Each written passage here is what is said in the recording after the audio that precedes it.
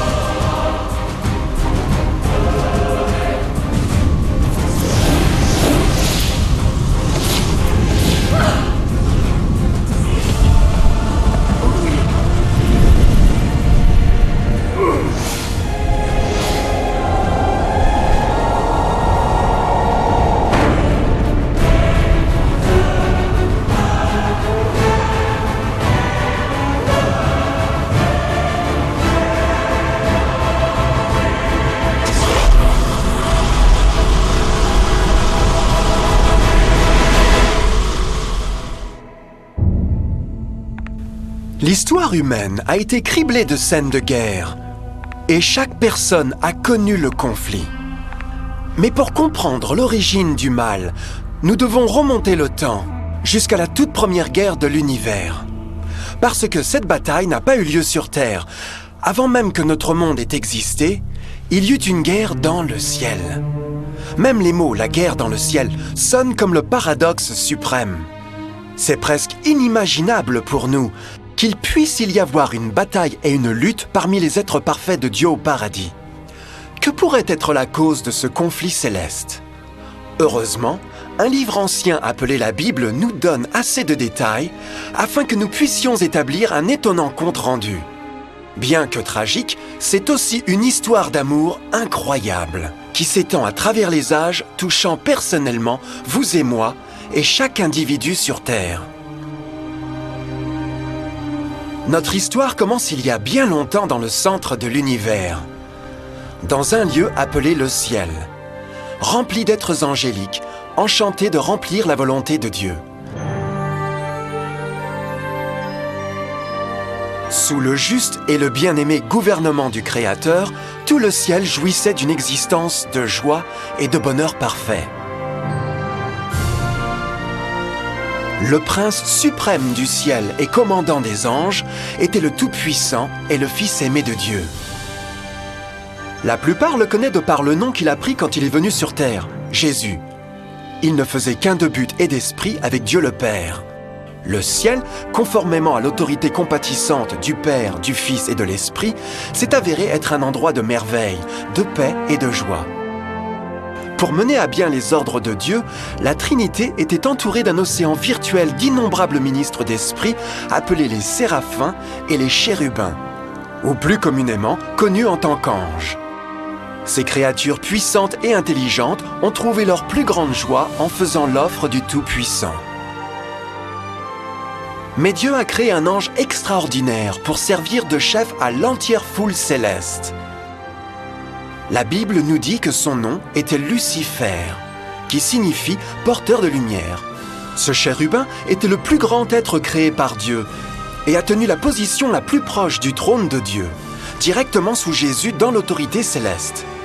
Le travail de Lucifer était de communiquer la lumière et la connaissance de la volonté de Dieu à tous les autres anges. Lucifer était l'être le plus splendide créé par Dieu. Il était extrêmement beau et doté de pouvoirs étonnants de direction et d'organisation. Parmi les anges, il était très admiré, respecté et aimé comme un ami. Pourtant, Dieu avait prévu la misère que Lucifer était sur le point d'introduire dans le royaume de la lumière. Plein de sagesse, parfait en beauté, couvert de toute espèce de pierres précieuses. Tu étais un chérubin protecteur, aux ailes déployées. Je t'avais placé, et tu étais sur la sainte montagne de Dieu. Tu marchais au milieu des pierres étincelantes. Tu as été intègre dans tes voies, depuis le jour où tu fus créé, jusqu'à celui où l'iniquité a été trouvée chez toi. Comme Lucifer a commencé à réfléchir sur sa propre beauté et son pouvoir, son cœur s'est peu à peu mis à changer. Il a tourné son centre d'intérêt pour se détourner de Dieu, et il a dirigé son amour sur lui-même. Nous ne pourrons jamais vraiment comprendre comment et pourquoi ces graines de rébellion ont germé dans son cœur. Mais le prophète Ésaïe fournit cet aperçu de la pensée de Lucifer. Comment est-ce possible ? Te voilà tombé du haut du ciel, toi l'astre brillant du matin. Te voilà jeté à terre, toi le vainqueur des nations. Tu te disais, je monterai jusqu'au ciel, je hisserai mon trône plus haut que les étoiles de Dieu. Je monterai au sommet des nuages, je serai l'égal du Dieu très haut.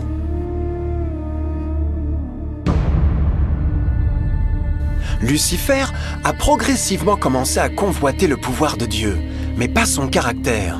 Comme il a pensé à ses extraordinaires capacités et à sa beauté, les tentacules malignes de fierté et de vanité ont saisi son esprit. Ce ressentiment et jalousie l'ont finalement conduit à violer la loi sainte de Dieu et à se rebeller contre son gouvernement. Nous devons marquer une pause ici et éclaircir quelque chose. Au commencement, Dieu a décrété les lois de physique pour régir le monde matériel dans lequel nous vivons. Sans les lois naturelles de l'univers, ce serait le chaos.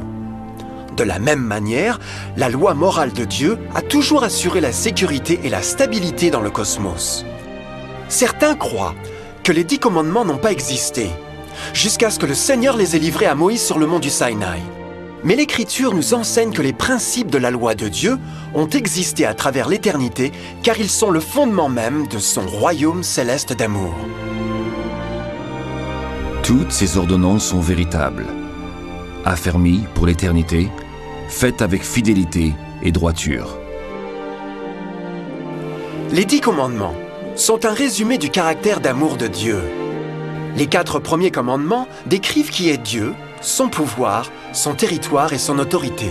Les 6 derniers décrivent à quoi ressemble Dieu, son honnêteté, sa pureté, sa fidélité. Toutes ces choses étaient toujours vraies et le seront toujours. Maintenant, pour la première fois dans l'histoire de l'éternité, Lucifer a commencé à violer ses principes parfaits. Lucifer savait que s'il devait jamais partager le pouvoir et le statut de Dieu, il aurait besoin d'appui. Donc il est allé travailler. Il a commencé de façon détournée à circuler parmi les autres anges, plantant des graines de doute et de mécontentement quant à la direction de Dieu. En même temps, il mettrait subtilement en évidence ses propres vertus. Il a insinué que Dieu abusait de son pouvoir divin et sa loi limitait la vraie liberté et le bonheur de ses créatures. Avec son raisonnement intelligent et ses pouvoirs incomparables d'influence, Lucifer a réussi à convaincre un grand nombre d'anges pour le rejoindre dans sa révolte. Peut-être vous vous demandez, comment pourrait tant d'anges intelligents être dupés en suivant ce trompeur ? Bien, gardez à l'esprit jusqu'à ce point qu'aucun ange n'avait jamais entendu un mensonge. Et à ce stade précoce de la rébellion, les anges n'ont pas réalisé à quel point Lucifer serait obsédé à acquérir la position de Dieu. ils n'ont pas su qu'il daignerait par la suite à torturer et assassiner le propre Fils de Dieu sur la croix, dans une tentative pour s'emparer de son trône. Étrangement, Lucifer a pensé qu'il pourrait dissimuler sa véritable attention à Dieu. Malheur à ceux qui cachent leurs desseins pour les dérober à l'Éternel, qui font leurs œuvres dans les ténèbres et qui disent « Qui nous voit et qui nous connaît ?» Ne pensez pas pour un instant que la rébellion de Lucifer eût surpris Dieu ou l'eût frappé d'ignorance. Le Seigneur connaît toutes choses, y compris les pensées de ses créatures. Il a compris exactement ce qui se passait dans l'esprit de Lucifer. Et dans l'amour de la miséricorde, Dieu a mis en garde l'ange entêté de son danger. Mais enfin, la fierté et l'amour-propre ne permettaient pas à Lucifer de se repentir. Ainsi, il a choisi la rébellion ouverte contre Dieu, plutôt que l'humble obéissance. Certains se sont demandé, signifie-t-il que Dieu a créé un ange défectueux? Non, mais il a en effet créé un Lucifer avec la liberté de choix. Vous voyez, la liberté de choix est une chose merveilleuse, mais il porte avec cela un risque incroyable, y compris le risque de rébellion et la possibilité que l'amour de Dieu pourrait être rejeté. Vous voyez, l'amour réel ne peut pas venir d'une créature préprogrammée. Il ne peut pas être forcé. Il doit être volontairement donné. Par exemple, aussi mignon que ce petit chien de robot est, il pourrait jamais vraiment m'aimer. Je peux lui donner l'air de m'aimer, mais ce n'est que seulement la réalisation des instructions préprogrammées. Il n'a pas le choix. D'autre part, ce petit individu est vraiment heureux de me voir. Il a choisi de me donner son affection et compte tenu du temps, notre relation grandirait et se renforcerait. Comme je l'ai aimé, me suis soucié de lui. De la même manière, Dieu d'amour veut seulement l'amour véritable de ses créatures intelligentes. Et pour que cela arrive, ils doivent avoir le libre choix. La rébellion de Lucifer est la plus grande preuve qu'il y a vraiment eu cette liberté. Donc maintenant, la grande question était, comment Dieu répondrait à cette crise? Comment traiterait-il avec Lucifer et les millions d'anges qui se sont joints dans sa rébellion? Beaucoup se sont demandé pourquoi Dieu n'a pas immédiatement détruit le rebelle. Après tout, il pourrait facilement vaporiser Lucifer avec l'éclat de la foudre. Mais aurait-il vraiment résolu le problème? Non, au contraire. Cela aurait juste intensifié les doutes et les soupçons que Lucifer avait semés dans les esprits des anges. Souvenez-vous, Lucifer savait comme personne d'autre ne pouvait savoir le fonctionnement interne du gouvernement de Dieu. Sa destruction aurait été considérée comme faisant partie d'une couverture.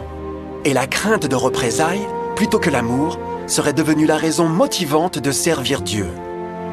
Non, le Seigneur savait dans sa sagesse, la meilleure façon de répondre à la crise était de permettre qu'elle suive son cours. Ce serait la seule façon d'assurer que le mal ne monterait jamais de nouveau. Laissez-les pousser ensemble jusqu'à la moisson. Et à ce moment-là, je dirai au moissonneur, enlevez d'abord la mauvaise herbe et liez-la en botte pour la brûler. Puis vous rentrerez le blé dans mon grenier. Dans la parabole du blé et de l'ivraie, Jésus illustre qu'une saison de grandir est nécessaire pour une plante pour révéler sa vraie nature. Dans sa compréhension infinie, Dieu savait que donner le temps au personnage réel de Lucifer serait de l'exposer, et les fruits amers de sa rébellion deviendraient évidents à tous. Jusqu'à présent, les citoyens de l'univers étaient peu familiers avec le péché, et où il pouvait mener, mais cela changerait quand ils sont venus pour voir par eux-mêmes son épouvantable nature autodestructive. À la fin, la sagesse et l'amour du gouvernement de Dieu seraient maintenus pour toujours, et l'univers serait en sûreté. Comme Lucifer et ses partisans ont apporté leur rébellion au premier rang, le Seigneur savait qu'il n'y aurait pas de paix si l'on permettait de rester dans le ciel. Une ligne doit être tracée, mesures prises et les rebelles expulsés. Mais Lucifer et ses partisans ne partiraient jamais volontairement ou paisiblement. L'étape suivante était la guerre. Alors une bataille s'engagea dans le ciel. Michel et ses anges combattirent le dragon, et celui-ci se battit contre eux avec ses anges. Mais le dragon fut vaincu, et ses anges et lui n'eurent plus la possibilité de rester dans le ciel. L'énorme dragon fut jeté dehors. C'est lui le serpent ancien, appelé le diable ou Satan, qui trompe le monde entier. Il fut jeté sur la terre, et ses anges furent jetés avec lui. La Bible ne révèle pas exactement quelles armes ont été utilisées, ou combien de temps ce conflit cosmique a duré. Mais c'était une guerre comme aucun œil mortel n'a jamais vue. L'Apocalypse 12:4 nous dit qu'en fin de compte, Lucifer et un tiers des anges de Dieu ont été physiquement expulsés du ciel.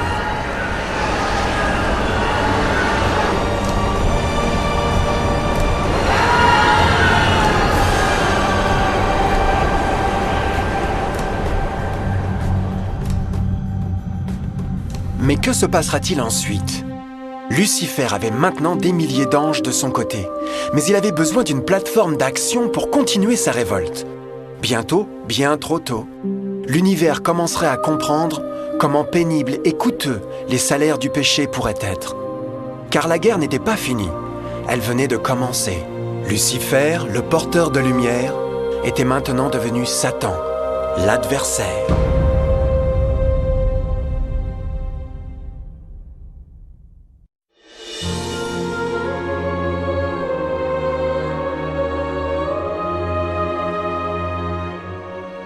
Après la guerre dans le ciel, Satan et ses anges déchus ont été bannis des cours de gloire.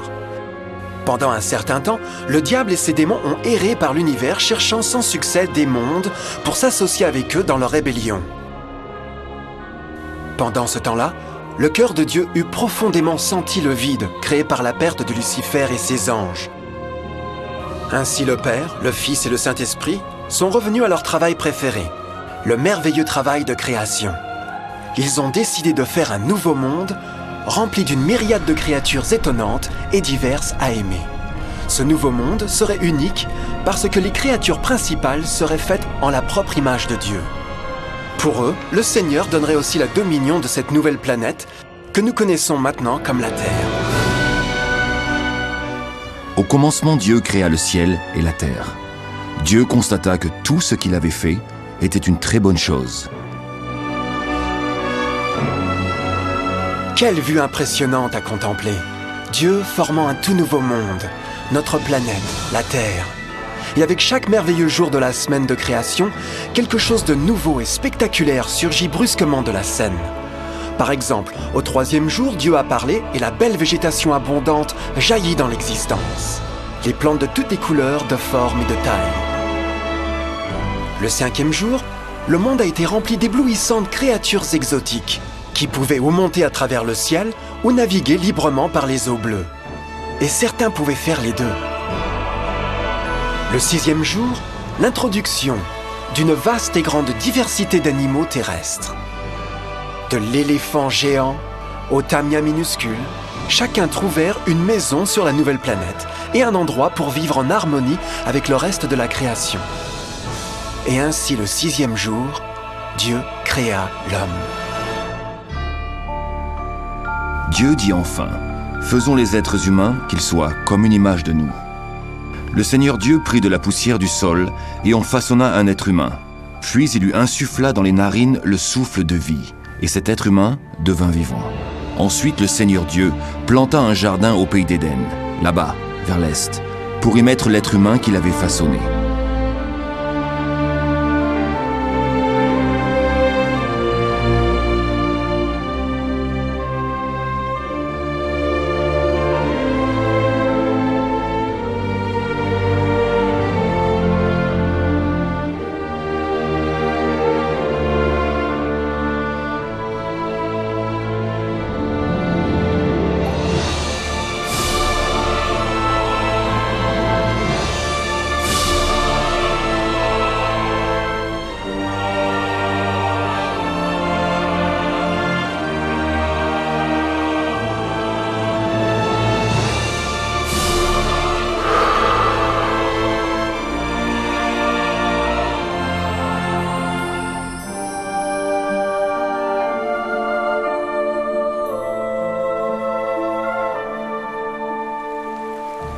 Quel immense honneur que d'être fait à l'image de Dieu. Être un individu libre, penseur, autonome. Au début, l'homme n'était pas conscient de sa nudité. C'était probablement parce qu'avant de pécher, il était vêtu de gloire et de lumière.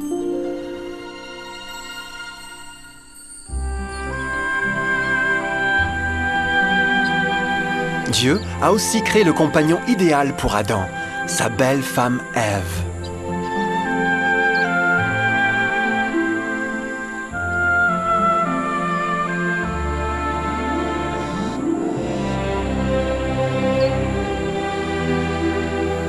La paire joyeuse a été placée dans un jardin magnifique, parfaitement conçu pour augmenter leur bonheur.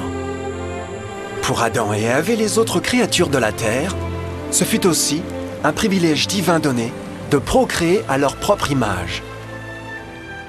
C'était l'intention de Dieu que le genre humain conserverait la dominion sur ce paradis parfait pour toujours. Éternellement heureux et en bonne santé, il travaillerait avec la flore du jardin de Dieu, tout en appréciant l'affection et la compagnie de toutes les créatures sous leurs soins. L'environnement que nos premiers parents ont connu se distinguait énormément du monde d'aujourd'hui. Les roses n'avaient aucune épine, les insectes ne mordaient ou piquaient, et les lions et les agneaux gambaderaient doucement ensemble. Mais la plus grande bénédiction fut que les gens vécurent en harmonie parfaite avec leur Créateur. Chaque 7e jour, Adam et Ève se reposeraient de leur travail agréable et tiendraient l'ouverte communion bienheureuse avec la visite de leur Créateur. C'était un splendide, merveilleux monde. Et cet état heureux aurait continué par l'éternité si seulement nos premiers parents avaient témoigné leur fidélité par un simple test. Mais tu ne mangeras pas de l'arbre de la connaissance du bien et du mal, car le jour où tu en mangeras, tu mourras. Parce que l'adversaire a contaminé l'univers avec sa rébellion, le Seigneur a vu la nécessité d'un test simple d'amour et de fidélité. Rappelez-vous, les bons anges avaient juste vu un tiers de leurs amis chassés du ciel pendant la guerre. Comment pourrait-on être sûr que ces nouveaux humains ne seront pas du côté de Lucifer et la cause de plus d'ennuis? Donc, le Seigneur a placé un arbre unique dans le jardin. Un arbre dont le fruit ne devait pas être mangé sous peine de mort. Le passage de ce simple test d'obéissance démontrerait l'allégeance d'Adam et Ève à Dieu et à la foi en ses paroles. Bien sûr, c'était un test d'amour. C'était pourquoi Jésus a dit dans John 14, « Si vous m'aimez, gardez mes commandements. » Mais quelqu'un d'autre a appris ce test de foi et il fut déterminé à l'utiliser à son avantage. Satan était très jaloux des gens heureux qui appréciaient maintenant la vie bénie qu'il avait perdue. Leur existence heureuse tenait de contraste complet avec la sienne, qui était maintenant pleine de culpabilité, de péché et de misère. Dans son ressentiment menaçant et de colère, il ne se contentait pas de laisser la paire innocente seule. Pour le pécheur, toujours cherche à rabaisser les autres avec lui.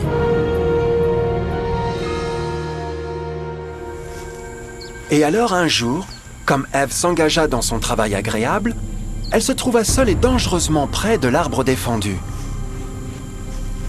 C'est là que Satan a vu son occasion. En utilisant un serpent d'hypnose comme son moyen, l'ange déchu a appelé Ève de l'arbre et a pensé à s'engager avec elle dans la conversation.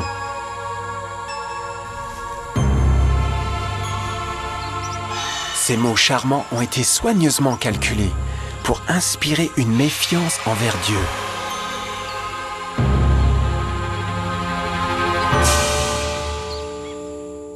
Alors le serpent dit à la femme, « Vous ne mourrez point, mais Dieu sait que le jour où vous en mangerez, vos yeux s'ouvriront, et que vous serez comme des dieux, connaissant le bien et le mal. » La femme vit que l'arbre était bon à manger et agréable à la vue, et qu'il était précieux pour ouvrir l'intelligence.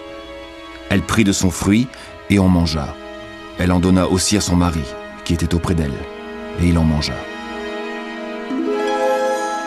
Tragiquement, comme Ève écouta la douce voix soyeuse du tentateur, elle commença à avoir des doutes sur la parole de Dieu. Le serpent l'avait séduite avec la promesse de renforcer le pouvoir et la sagesse.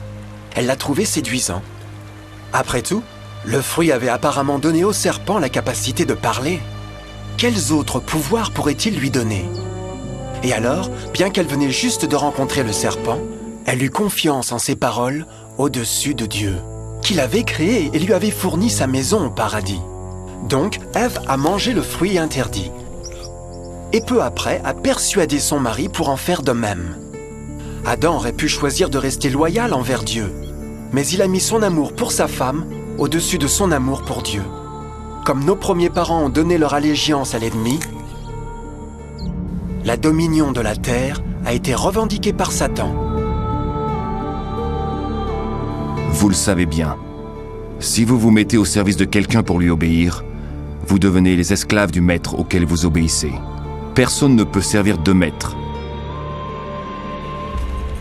Ce monde deviendrait maintenant le champ de bataille final entre le bien et le mal. Et les cœurs de chaque homme et femme deviendraient le prix. Peu, Adam et Ève avaient réalisé à ce moment-là, mais leur seul moment de méfiance et de défi ouvrirait les vannes de souffrance sur des millions d'individus pendant des milliers d'années.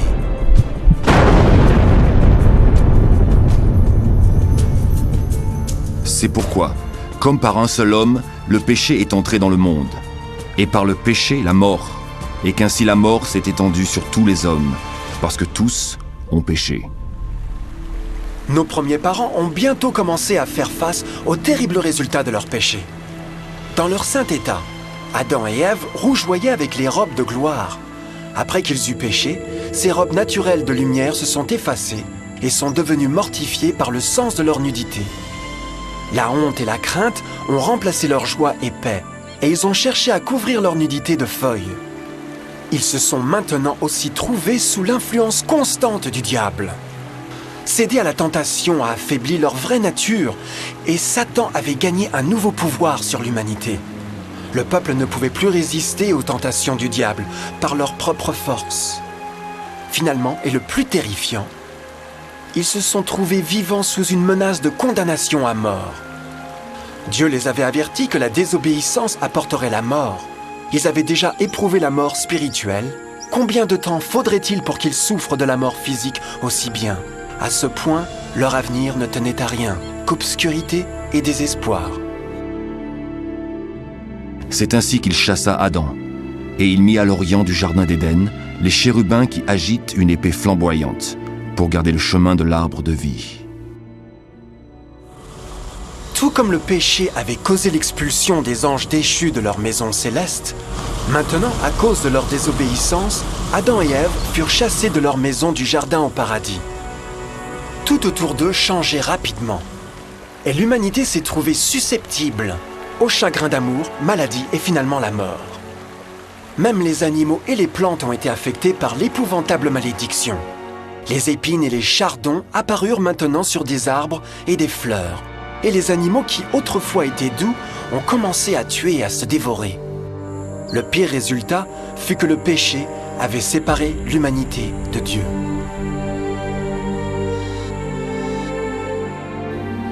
Mais ce sont vos crimes qui mettent une séparation entre vous et votre Dieu. Ce sont vos péchés qui vous cachent sa face et l'empêchent de vous écouter.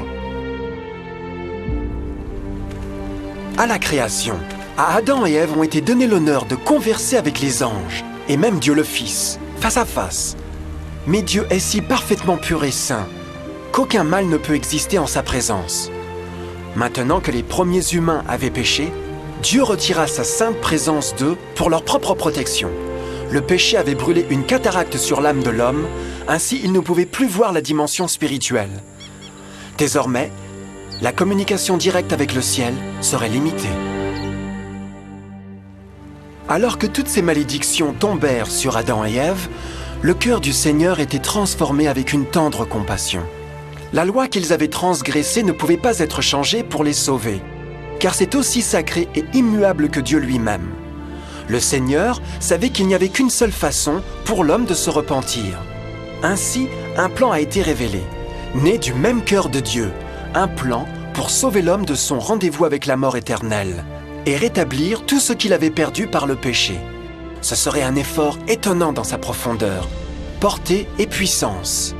Mais ce plan impliquerait aussi un énorme sacrifice.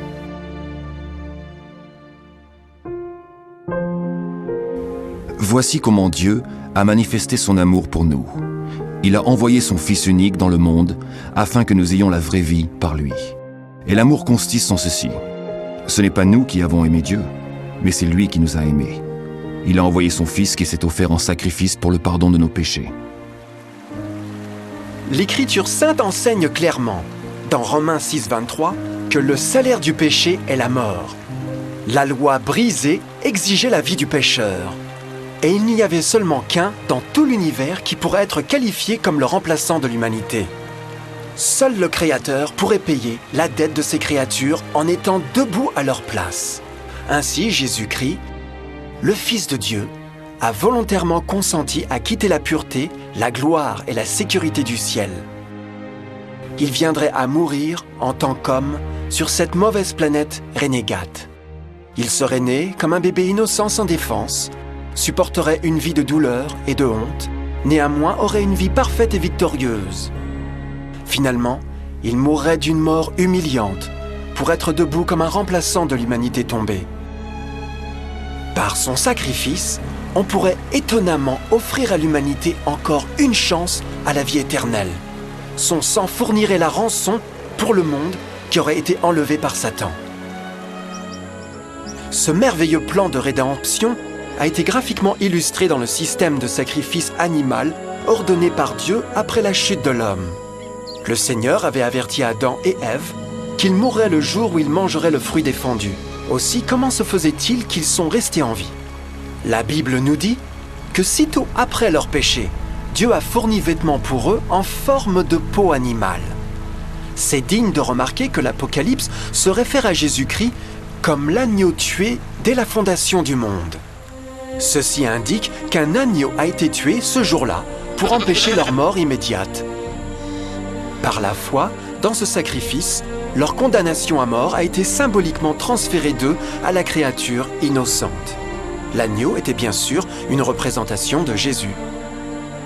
Et alors, une lueur d'espoir est subvenue dans leur situation apparemment sombre et désespérée. Par le repentir et la foi dans le sang du Messie à venir, n'importe quel homme pourrait de nouveau devenir un enfant de Dieu. Mais en dépit de ce plan merveilleux, pour l'instant, Satan avait toujours dominion sur la terre. Et donc la vie sur terre ne serait pas toujours facile. Vous aurez des tribulations dans le monde, mais prenez courage, j'ai vaincu le monde. Beaucoup se demandent naturellement pourquoi un Dieu d'amour et tout-puissant permet la douleur et la souffrance dans notre monde d'aujourd'hui. Mais il est clair dans la Genèse que Dieu nous a jamais destinés à connaître la douleur et les épreuves de cette vie. Comme elle est venue de la main de Dieu, la terre fut un merveilleux paradis. C'était le péché d'Adam et Ève qui avait donné à Satan le droit de revendiquer le contrôle de cette planète. À cause de leur choix tragique, le diable et ses favoris ont gagné le pouvoir de tenter et torturer les gens, en affligeant la maladie, la douleur et la souffrance. Peut-être une meilleure question serait pourquoi Satan n'a pas le plein contrôle de l'humanité? La réponse est Jésus-Christ. Vous pouvez déjà vous rendre compte que la mort de Jésus sur la croix a fourni à chacun d'entre nous l'occasion d'être sauvé. Mais en réalité, il fait beaucoup plus que cela. Quand le Sauveur a offert sa vie pour racheter la terre, cet acte imposait des restrictions sur le contrôle de Satan sur l'humanité. Satan ne pouvait pas forcer notre volonté, et son pouvoir de nous nuire serait limité. Le sacrifice du Christ nous a aussi apporté un temps de probation, où nous pourrions voir par nous-mêmes la différence entre le gouvernement de Dieu et Satan, pour ensuite décider qui nous serviront. Finalement, grâce au sacrifice désintéressé de Jésus, le royaume de Satan aura une fin, et la terre sera un jour rendue à l'homme plus merveilleuse qu'elle n'était au commencement. Ainsi, quand Adam et Ève ont commencé leur vie comme exilés du paradis, ils gardèrent toujours espoir. Dieu avait fourni des peaux d'animaux sacrifiés pour couvrir leur nudité. Mais plus important encore, il avait promis le sang de l'agneau de Dieu pour couvrir leurs péchés, s'ils acceptèrent le Christ et de se repentir. Une grande question demeurait. Le peuple accepterait-il le cadeau généreux de Dieu? Comment échapperons-nous en négligeant un si grand salut? L'histoire étonnante que vous venez d'entendre est vraie. Et elle vous touche. À cause du désir de Satan d'être Dieu, et la méfiance d'Adam et Ève, et la désobéissance à Dieu, nous nous trouvons tous dans une situation périlleuse. D'une part, l'humanité a été énormément favorisée par Dieu, avec une deuxième chance de regagner notre maison d'Éden. D'autre part, si nous échouons à profiter de cette merveilleuse occasion, nous devenons des esclaves à Satan et serons en fin de compte détruits quand Dieu nettoiera l'univers des péchés. Amis, il n'y a pas de meilleur moment pour prendre votre décision pour Jésus que maintenant. Aucun de nous ne sait combien de temps nous devrions vivre sur cette terre. Nos vies peuvent finir immédiatement. Jésus a manifesté un grand intérêt pour votre bien-être et son amour pour vous l'a poussé à fournir un moyen d'échapper à la destruction à venir. Il vous demande juste de l'accepter, de se repentir de vos péchés. Par le Christ, vous pouvez trouver la grâce et recevoir un nouveau cœur pour devenir comme lui par le caractère. La triste nouvelle est que Satan cherche par tous les moyens de vous empêcher d'accepter le cadeau du salut de Dieu. Par les occupations de vie, d'amour de l'argent ou bien d'autres distractions fascinantes, il travaille pour vous garder occupé avec rien. Mais ce qui importe vraiment le plus, votre salut éternel. Car vous voyez, la réalité de la situation est que si vous ne choisissez pas Jésus, vous aurez choisi, par défaut, Satan. Bien que le choix épouvantable d'Adam et Ève ait apporté la mort indicible et la misère, vous avez maintenant une chance de prendre une meilleure décision. Dieu vous offre une paix qui satisfera le désir le plus profond de votre âme et une joie qui vous soulèvera au-dessus des épreuves de ce monde. Le désir ardent du cœur de Dieu est pour vous sauver et pour être avec lui au paradis. Mais le seul qui peut vous garder au ciel est vous. Imaginez comment tragique serait-il si vous deviez inutilement rejeter ce précieux cadeau. Vous pouvez choisir aujourd'hui d'accepter ce salut que Dieu a promis. En fait, à ce moment même, vous pouvez accepter la vie éternelle par Jésus-Christ. Puis-je vous inviter à me rejoindre maintenant dans une prière simple, acceptant sa merveilleuse offre? S'il vous plaît, répétez après moi. Cher Père Céleste, je viens à vous maintenant et demande humblement votre pardon. Seigneur, je confesse que je suis un pécheur et j'ai brisé votre loi sainte. Je comprends que la peine pour le péché est la mort. Je crois que Jésus-Christ a souffert et est mort sur la croix en punition pour tous mes péchés. Je crois que Jésus a ressuscité et je l'accepte comme mon sauveur personnel. À partir de ce moment, je vous donne ma confiance du cœur, vous, pour être le Seigneur de ma vie. S'il vous plaît, pardonnez tous mes péchés et envoyez votre esprit pour m'aider à accomplir votre volonté. Je vous remercie pour votre grand amour et accepte votre cadeau de vie éternelle. Et je prie ces pensées au nom de Jésus. Amen.